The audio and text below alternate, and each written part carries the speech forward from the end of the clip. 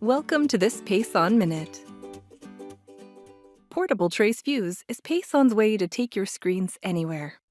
By saving your layout to a USB or the RigShare file, you can have your desired trace layout without having to set it every time on a new workstation.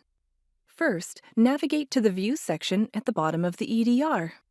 From there, you can customize your view however you want.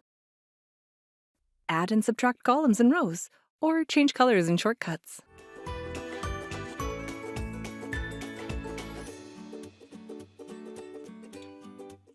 Then save your view to a USB stick, a file on the local computer, or onto the RigShare service to access it across the RigShare site.